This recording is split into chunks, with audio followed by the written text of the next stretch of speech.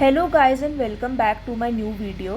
तो आज मैं सेक्शन 5 और सेक्शन 6 ऑफ एसआरए डिस्कस करूँगी एंड आई होप आप मुझे कमेंट करके बताएंगे कि मेरी वीडियोस में क्या कमी है कि व्यूज़ नहीं आ रहे। मेरे को अच्छा नहीं लगता कि मैं इतना पढ़ती हूँ, एफ़र्ट डालती हूँ, आप लोग देख सकते हैं पूरा भरा पड़ा है बेयर एक्ट भी।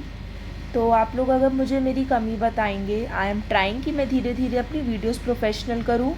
So please support me and चलिए अब हम आगे बढ़ते हैं। तो सेक्शन 5 और सेक्शन 6 ऑफ एसआरए हैं, ये इमूवेबल प्रॉपर्टी की पोजेशन के रिलीफ से डील करते हैं। Section 5 says that a person entitled to the possession of specific immovable property may recover it in the manner provided by the Code of Civil Procedure 1908. So if a person is entitled से मतलब है if a person has the title, if a person has the legal capacity to possess a particular immovable property. Now guys, such legal capacity can be that of an owner, it can be that of a tenant also. I mean अगर एक tenant है and he is into a contract with the landlord, or if it's a lease etc, and if a person has the right to live for that particular period in their contract, तो उस period में जो landlord है they also can't dispossess them except for the provisions mentioned in the respective laws, the rent control laws and all that, but as a matter of general rule you can't dispossess them during that time. So may recover in the manner provided by CPC. So in such a case they will have to follow CPC. So हमें पता लग गया कि if they want then CPC follow होगा. CPC meaning you need to file a plaint and then all those things, जो पूरा हमारा civil trial का प्रोसेस है, मैंने एक वीडियो में डिस्कस किया हुआ है, उसका मैं लिंक डिस्क्रिप्शन में डाल दूँगी, आप लोग ज़रूर देखिएगा. नाउ सेक्शन 6 सी. तो गाइस जो सेक्शन 5 था ये एक डेक्लेरेटरी प्रोविज़न के तरीके से है. अगर ये नहीं भी पोजेस करता, आई मीन अगर ये नहीं भी एग्जिस्ट करता तो भी हम सूट फाइल कर सकते थे. रीज़न बीइंग, अगर कोई किसी की प्रॉपर्टी ले जा रहा है और उसको पोजेस कर रहा है, मूवेबल हुई या इमूवेबल हुई, तो वो पर्सन सीपीसी में जाके सेक्शन 9 के थ्रू जुरिस्डिक्शन तो मिल रहा है. Any suit of civil nature, obviously private matter है, सिविल नेचर का सूट है तो फाइल हो सकता था. तो इसलिए जो सेक्शन 5 है वो डेक्लेरेटरी प्रोविज़न है. बट ऑब्वियसली अगर इम्प्लिसिट चीज़ें, इम्प्लाइड चीज़ें एक्सप्लिसिटली लेड डाउन हो तो it's always better for the judiciary to carry on its purpose and work. तो चलिए section 6, suit by person dispossessed of immovable property. Excuse me. If any person is dispossessed without his consent of immovable property otherwise than in due course of law, he or any person through whom he has been in possession or any person claiming through him by suit recover possession thereof, notwithstanding any other title which may be set up in such suit. So section 6 का crux ये है that if a person is in a possession of a property and his possession is disturbed without following the due law, then such a person can go and file a suit seeking the recovery of possession. Simple बात है, अगर एक person पे property की possession है, आप उसको unruly तरीके से, अनलॉफुल तरीके से प्रॉपर्टी से बाहर नहीं निकाल सकते. आपको लॉ फॉलो ही करना पड़ेगा, क्योंकि हमारा जो लॉ है, हमारी जो लीगल पॉलिसी है कंट्री की, पब्लिक पॉलिसी, वो अनरूली बिहेवियर या किसी भी तरीके का अननेसेसरली रेज वगैरह नहीं एक्सेप्ट करती है, which is a good thing. But इस प्रोविज़न में एक लूप होल है. Now the loophole is, इसकी सेक्शन की लैंग्वेज में even unlawful possession seems to be protected, and it is true. Practically it is difficult, but academically this section protects the illegal possession also. कहने का मतलब ये है, assume करिए कि एक घर है, उस घर में एक पर्सन ए रहता है एक पर्सन बी है, बी जो है वो जाके ए की प्रॉपर्टी में घुस जाता है, उसके घर में, और वहाँ पे रहने लगता है। ए है वो यूएस में रह रहा है, 5-6 साल बाद वापस आया, and he sees that this person B is living in his house. Now A has no right, B has no right to live in that property, and A is shocked to see that this person has been staying in his property not only alone but also his friends, families, etc. They keep on visiting and all those kind of things. So he has a proper settled possession of that place. Now settled possession is a keyword here. So any any easy possessions like a servant living in a house, or maybe a guard living in a house, so they are not covered within this section. It is settled possession. And settled possession को हम कैसे समझें? इसको general meaning में समझ सकते हैं, जैसे हमारा नॉर्मल डिक्शनरी मीनिंग जो है उसकी उसी तरीके से इसको हमें इंटरप्रेट करना है. अब एक सर्वेंट जो है, सपोज किसी के घर में 24/7 सर्वेंट है, तो he can't be said to be in the possession of the house, right? But any trespasser, अगर वो आके 5 साल से रह रहा है, तो he can be obviously called that he is settled possessory of the property. So अगर वो पर्सन है, इसमें लिखा है without his consent and recover such property not withstanding any other title. Okay, so issue इसमें ये है, अब जो ए है वो वापस आया एंड ही सीज की बी सेटल्ड है, तो अब जो ए है उस पर रेमेडी क्या आई? एक तो रेमेडी है वो सेक्शन 5 का सूट फाइल कर ले, एक रेमेडी है सेक्शन 6 का फाइल कर ले. अब सेक्शन 6 के सूट की कुछ कंडीशंस हैं जो आगे दी गई हैं. No suit under this section shall be allowed after the expiry of 6 months from the date of disposition. See, तो अब क्या होता है, ए आया, ए ने क्या करा, बी को धक्के मार के घर से निकाल दिया, उसकी फैमिली को भी, उसके सारे सामान को भी, और ए ने अपनी प्रॉपर्टी की पोजेशन वापस ले ली. अब इस केस में जो बी है, जो ट्रेसपासर था, बी पर राइट आ जाता है कि वो 6 के अंदर सूट फाइल करे. अब कैसे फाइल करे? बिना उसके कंसेंट के उसको डिस्पोजेस करा, ड्यू कोर्स ऑफ लॉ भी फॉलो नहीं करा, then such person can recover possession.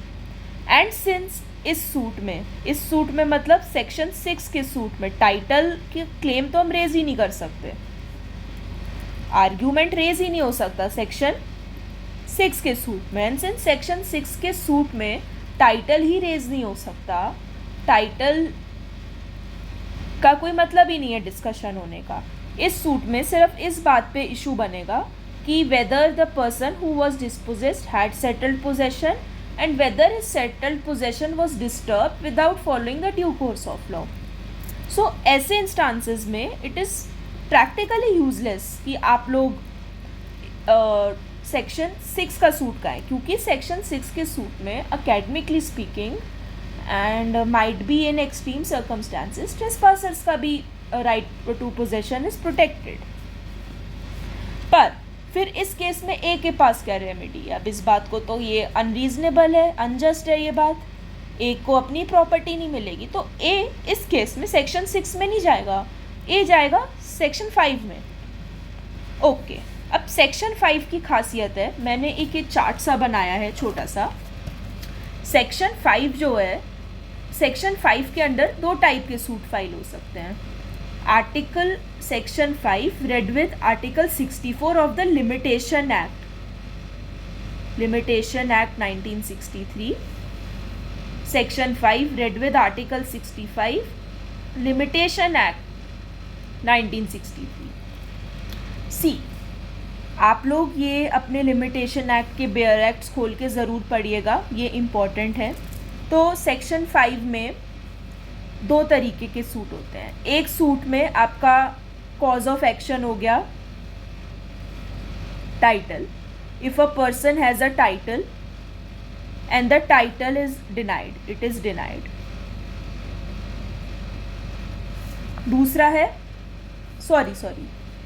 Article 65. Article 65 में title and denial of title के बेसिस पे रिकवरी ऑफ पोजेशन का सूट हो सकता है।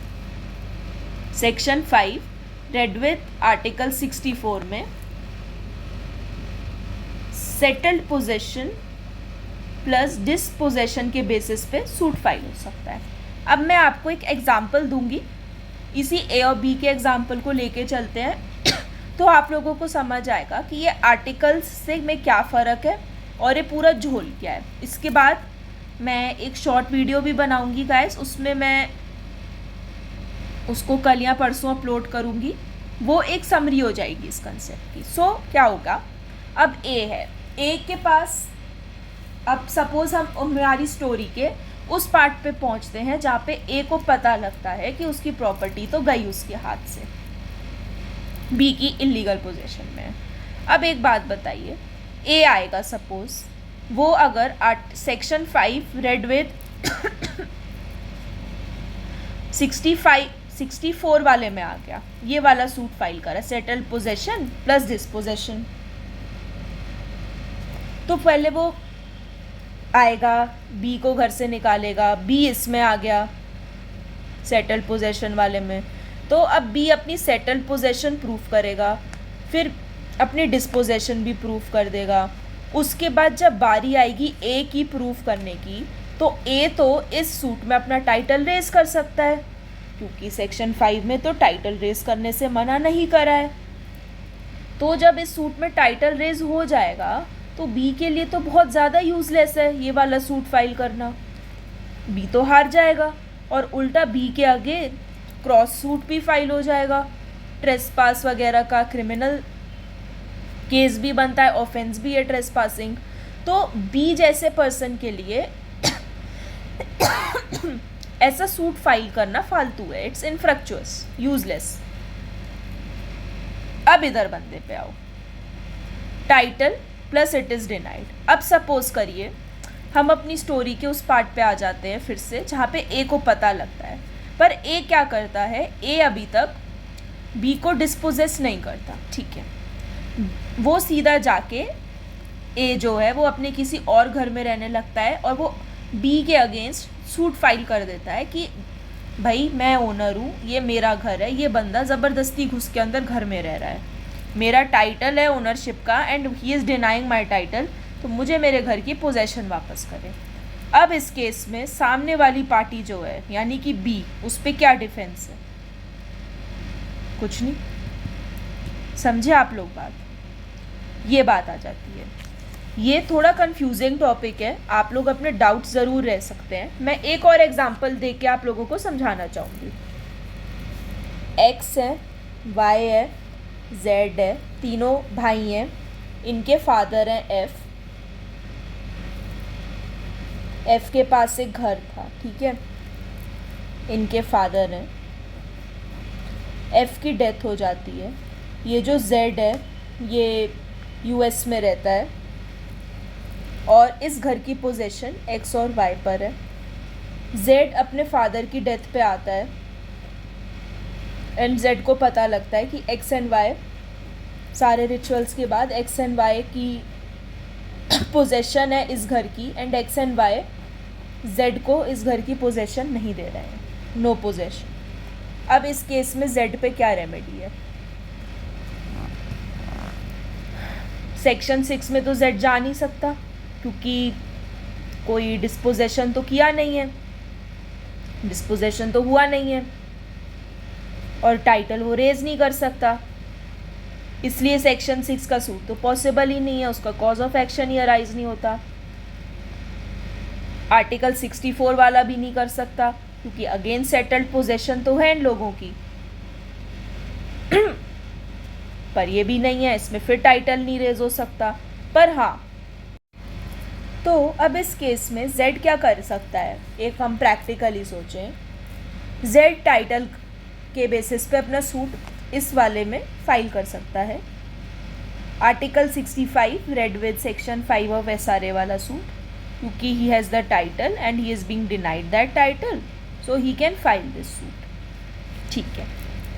सेक्शन 6 और सेक्शन 64 का सूट अब ये फाइल हो सकते हैं, सेक्शन 6 का फाइल नहीं हो सकता क्योंकि 6 की टाइटल है सॉरी, दो जेड का टाइटल है प्रॉपर्टी में, पर जेड पे पोजेशन किसी पॉइंट ऑफ टाइम पे थी नहीं अभी तक, वो पोजेशन क्लेम करने आया है यूएस से। तो सेटल पोजेशन और डिस्पोजेशन तो हुआ ही नहीं है, तो सेक्शन 6 का cause of action he arise नहीं होता।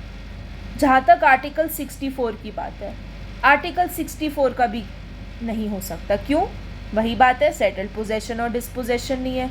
तो इस केस में जेड क्या कर सकता है? सिर्फ ये वाला सूट फाइल कर सकता है। अब हम आगे का सोचें, अगर अज्यूम करें कि जेड कोई गुंडा है, जेड ने क्या करा, 4 गुंडे भेजे, अपने एक्स और वाई को डिस्पोजेस करा दिया घर से और अपनी फैमिली के साथ इस घर में रहने लग गया। अब इस केस में एक्स और वाई पे क्या रेमेडी है? एक्स और वाई पे ये रेमेडी है, सेक्शन 6 में जा सकते हैं, क्योंकि सेटल पोजेशन और डिस्पोजेशन का कॉज ऑफ एक्शन अराइज हो रहा है।